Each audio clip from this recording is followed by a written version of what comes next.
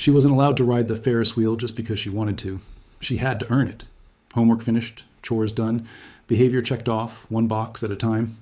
And if any of that slipped, the rides stayed exactly where they were, spinning empty in the California sun while she sat inside doing spelling tests. For 30 years, the world assumed Michael Jackson's children lived without limits. That Neverland Ranch was a place where rules simply didn't apply, where 3 kids ran wild through a private amusement park with nobody ever telling them no. Ferris Jackson just proved almost every part of that assumption wrong. Because the real story of Neverland was never about freedom. It was about how strict a household could be, hidden behind gates the entire world mistook for an open playground. Let's get into it. The fantasy the whole world believed. Neverland Ranch was 2,700 acres of Southern California land Michael Jackson purchased years before Ferris was even born. It came with a Ferris wheel, a zoo full of exotic animals, a fully operational train and station, and a private movie theater that sat 50 people. On paper, it looked like a childhood with no boundaries at all, built specifically to spoil 3 kids who supposedly never had to ask twice for anything. That was the story tabloids told for decades, and it was an easy one to sell.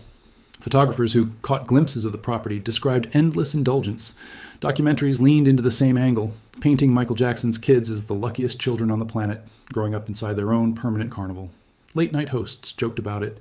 Magazine covers repeated it. The idea became so common that nobody thought to question whether it was actually true, mostly because the 3 people who could confirm or deny it spent years staying silent.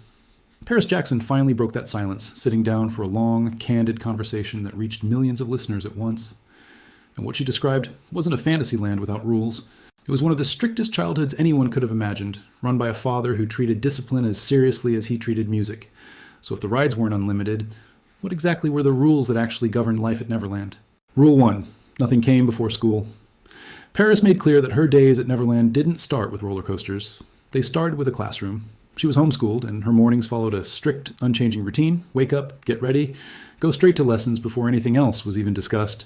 There was no version of her childhood where a school day got pushed aside because the zoo looked tempting that morning. She described the rhythm as almost aggressively ordinary for a home famous for its private amusement park. Lessons, homework, review, repeat. It's a detail that directly contradicts the version of events the public spent decades believing, the one where 3 kids supposedly spent their days feeding giraffes and riding a Ferris wheel whenever boredom struck. According to Ferris, boredom wasn't an option. Structure filled the hours instead. Rule 2, the rides were a reward, not a right. This is the detail that reframes everything. Ferris explained that access to Neverland's attractions wasn't automatic. It had to be earned. If she and her brothers finished their chores, completed their schoolwork, and behaved the way they were expected to, then on the weekends, they might get to see some animals, ride a few rides, or catch a movie in the private theater. Might. Not guaranteed. Not a daily privilege. A reward? Negotiated the same way any other kid negotiates for screen time or dessert. And when the reward did come, it wasn't always the exclusive, only in Neverland experience people assumed either. Ferris has described being taken to places like Chuck E. Cheese and Circus Circus for good behavior, the same ordinary outings countless families use to motivate their kids on a random Saturday. A child with a private zoo, a short walk from her bedroom, celebrating good behavior with a trip to a pizza arcade like any other kid in America. It's a detail so plain it almost sounds invented, except it's coming directly from the person who lived it. Rule 3. The attractions weren't built for them in the first place. Ferris went even further, revealing that the rides, the zoo, and the theater weren't primarily built for her or her brothers at all.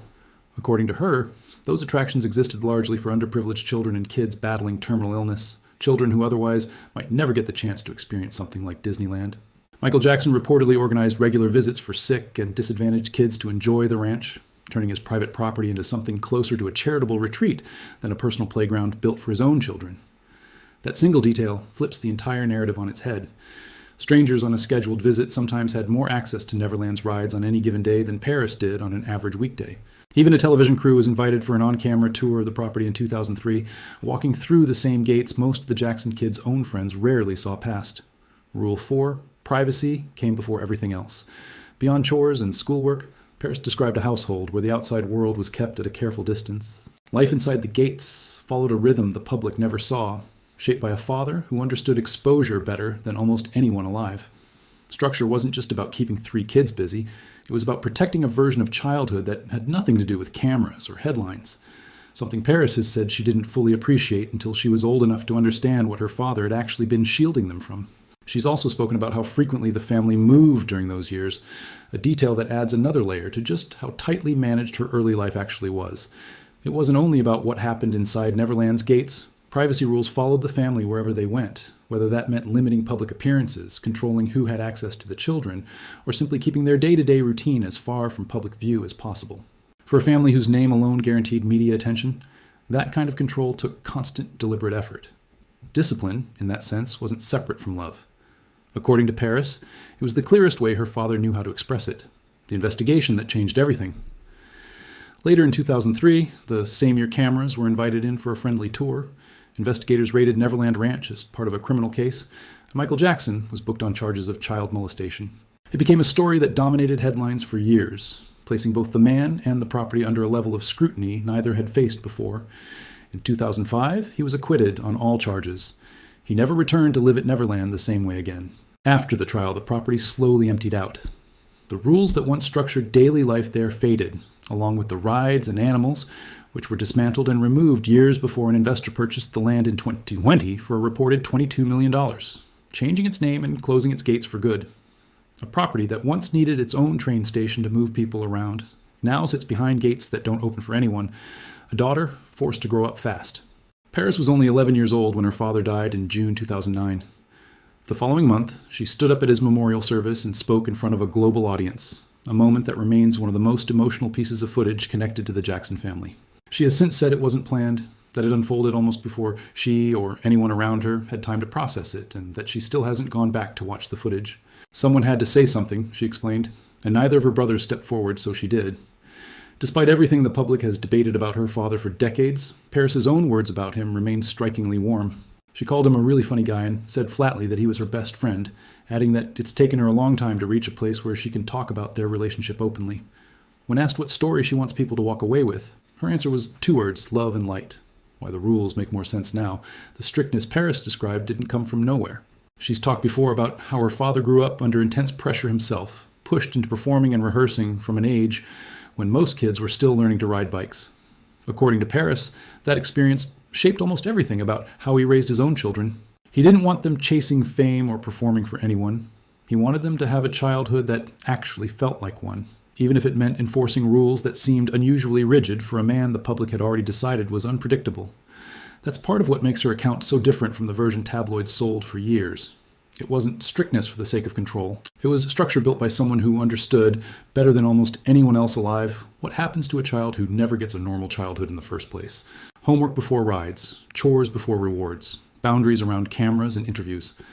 Every rule Ferris described connects back to that same idea, protecting something that had already slipped away from her father decades before she was born. Looking back, Ferris has framed the strictness of her childhood differently than she might have as a kid frustrated by another earned-not-given weekend outing.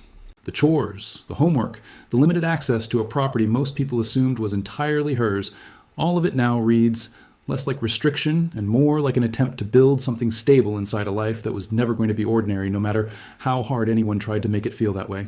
She's also used her platform to talk about what came after that childhood, getting sober in early 2020, moving through the end of an engagement, and working on new music with an album on the way. It's a full picture built from discipline and reward, grief and gratitude, all delivered by a woman who spent her earliest years behind the gates of one of the most famous properties in celebrity history, living under rules the rest of the world never knew existed. What's actually left of Neverland today? The estate that once housed a zoo, a private theater, and a working train is unrecognizable now.